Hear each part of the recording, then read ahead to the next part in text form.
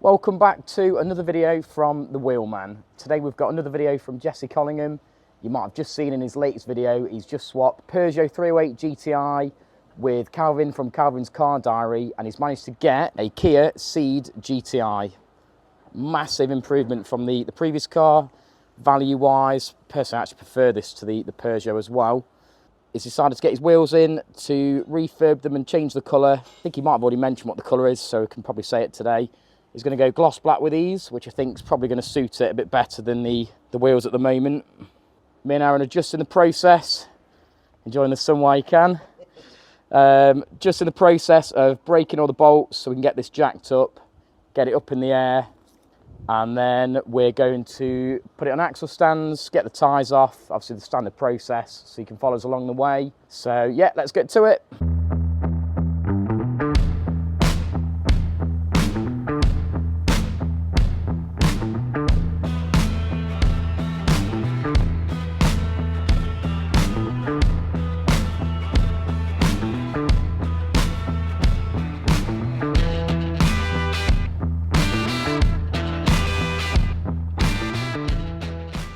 So the car's all jacked up now on axle stands.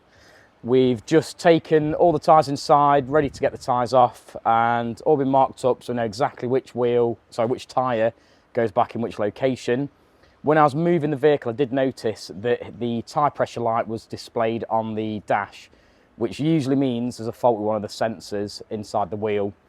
I'd imagine, based on the age of the vehicle, this is a 2013, that it's probably got the original sensors from when the car was made.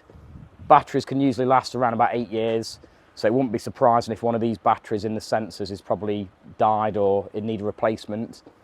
You can't actually replace the batteries though, you have to replace the entire sensor, unfortunately. We do keep them in stock, we do specialise in sensors, so if it does need it, we'll replace it for him, and hopefully that'll get rid of the warning light on the dash. Right, so let's check out the wheels. Got the wheels off the car now, just about to start taking the tyres off. On closer inspection, they're actually not too bad. I mean, these are originally diamond cut, which is what this bit is here. It's all started to corrode. We've seen that in one of our previous videos, where it just starts to corrode underneath the lacquer and all the lacquer starts to flake off. These are fairly corroded in some of the areas. We notice like bits like that. Not such a problem. It looks like surface corrosion. We can probably blast most of that away. So next stage is getting these tyres off, getting them into the acid to strip away all the old paint and lacquer, etc. And then once it's out of the acid, we'll get it into the prep station, get rid of all the curb damage, all of the corrosion, and then we'll get it in the oven ready for the powder coat. Just start by breaking both the beads on the tyre and loading the wheel onto the tyre machine. Using a tyre iron, we carefully remove the tyres, making sure not to damage the tyre pressure sensors or the wheel any further. Each tyre pressure sensor is removed from the wheel and stored in each corresponding tyre. So the tyres are off. We just need to now get all the weights taken off the back of the wheels. We're going to check in just a second all the tyre pressure sensors like we mentioned a minute ago. Just going to check them to make sure that the batteries are still in good health. Just make sure they're still communicating back to the car. We've got a device we can use in a second to test them. We'll go through that in just a sec. So next stage is getting the weights off these and getting them into the acid. So we've got two devices we can use here. We tend to find that 99% of things work on both. There'll be the odd car that just seems to work on one and not the other, so it's always worth having both. So let's just switch it on. Just need to find the car we're working with. So this is a Kia. There we go, Kia. Yeah, let's try that. 2012, 2013. Just need to scan it. Yeah, that's picked it up. It just tells us the unique ID for the sensor. Usually it'll tell you what the PSI is and also the temperature of the tyre as well. But this is saying battery's okay. It's going to check through the other three. Make sure that says the same thing for all four. I mean, if all of these are fine, then it means it's a fault with the car. So that's probably something Jesse's going to have a look through with his diagnostic tool just to find out exactly what's causing the problem. But yeah, for now, it's going to get through these other three, and then we'll go from there.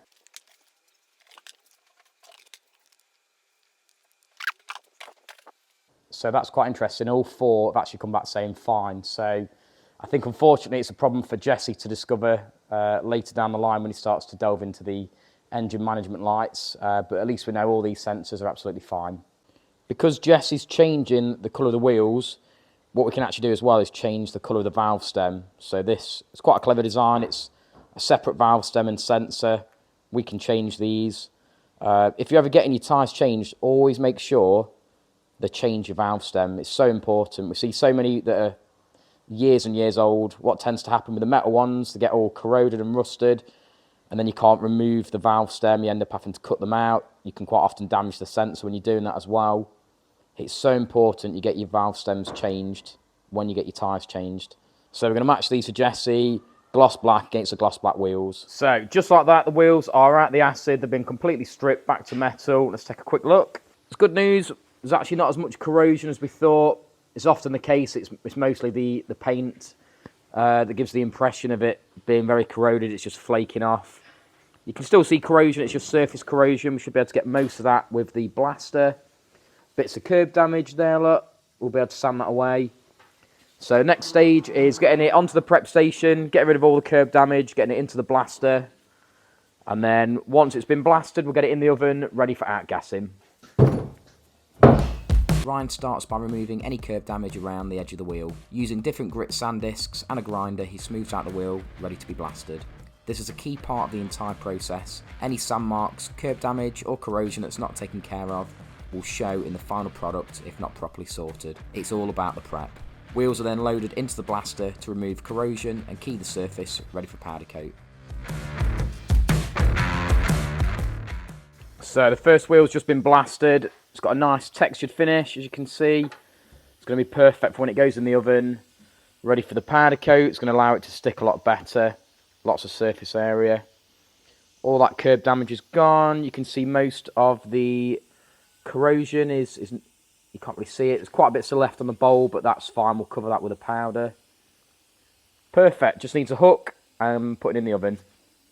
Right, so we've got them all hanging up now, ready to go in the oven. Aaron's just about to start blowing them all off, getting a masking disc onto the back of the wheel. We just want to make sure we've got no powder going on this part here that obviously sits on the hub of the car. We also want to make sure we mask off this area here with some foil to make sure no powder goes in there. So just going to leave you in a second to do that. What do you think of the upgrade or downgrade for Jess's car? Do you think it's an upgrade or a downgrade? I think it's a massive upgrade.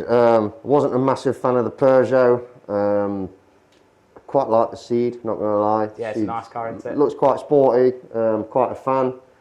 What do you think of his choice of colour for the wheels, going gloss black? I think the colour choice will be good. I think it'll be a good match for the car. I think it won't take away from anything, any of the detail in the wheel itself. Yeah.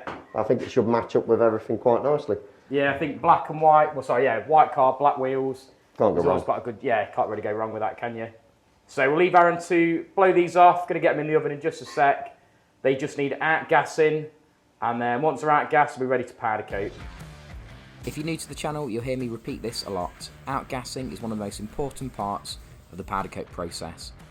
Alloy wheels are porous, which allows impurities to be trapped inside the metal. By baking the wheel at a certain temperature for around 20 to 30 minutes, it allows the impurities to escape, preventing issues when later powder coating.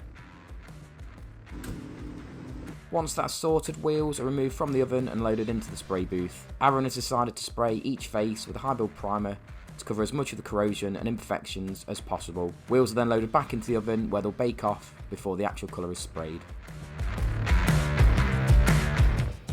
Now at the correct temp, wheels are loaded back into the booth where the whole wheel is powder coated inside and out. In this case, gloss black. Wheels are returned to the oven for the last time where they'll bake for around 30 minutes until the powder is fully cured.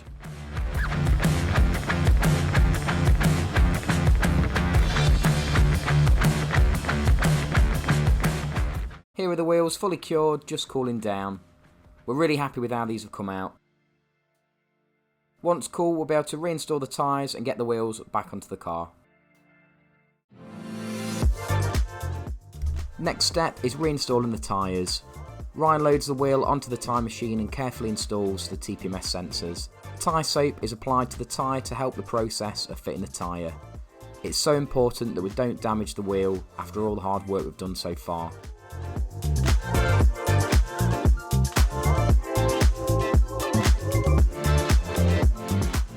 Once the tyre is on, it's inflated to the correct pressure before being balanced. Centre caps are pushed back into the wheel and tyre shine is applied. It's all about the little details.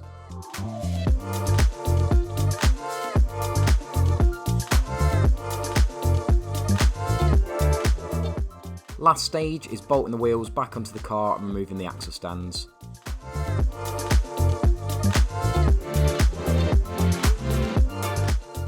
Personally, I really like this colour combination. Let us know what your thoughts are in the comments down below. Hopefully Jesse will be happy with his choice.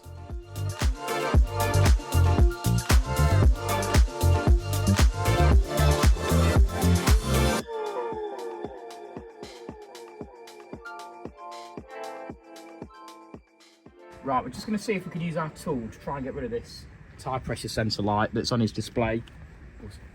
Hopefully it's just a case of resetting the settings. If not, it's something he's going to have to explore further in the diagnostic tools he uses, etc. But fingers crossed this will do it. So just need to find the car. So this is a Kia Cee'd 2012. So I'd guess it's probably this second option there. Position relearn, OBD relearn, yeah. Okay, so let's just first scan each sensor, and then I'm going to use all that information from each sensor to tell the car exactly what the codes are.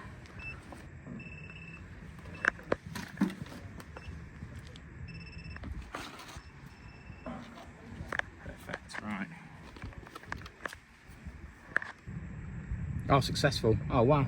There we go. There we go. So hopefully, well, yeah, so far, no light. Oh, that's a good sign. Boom. So we've got the wheels back on the car now. I think this is a massive improvement from the original diamond cut look. What do you reckon? Mate, what can I say? What can I say? Of course they look better because it's been done by yourself. And that's not just me saying it. There's the reason I keep coming back, and this is why. I think they just look well better. I'm not a fan of diamond cut anyway. Yeah. They were old, horrible looking. They just made the car look tired.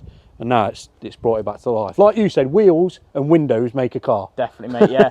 I think this is certainly going to help him to flip the car, obviously move it on. Any ideas? What are you going for next? I mean, this is a massive improvement from your last one. Kelvin's done It is. It really is. Really helped you out with that one, hasn't he? He sorted me out with this What a one, I've got to legend. be honest.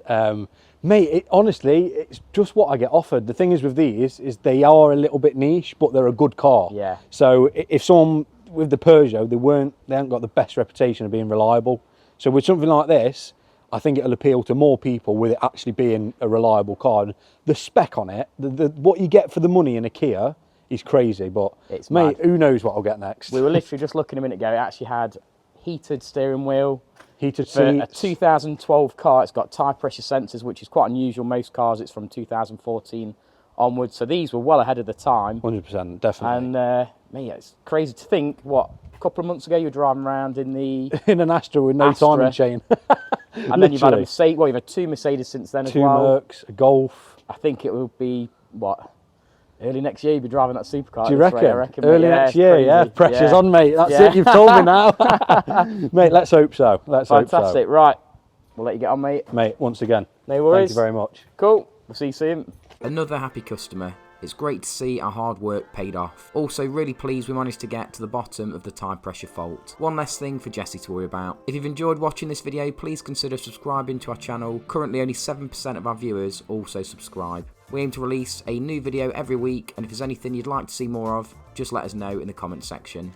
All our details are in the description below. If you'd like to book your wheels in, we're based in Langley Mill, Nottingham. Thanks for watching, we'll see you soon.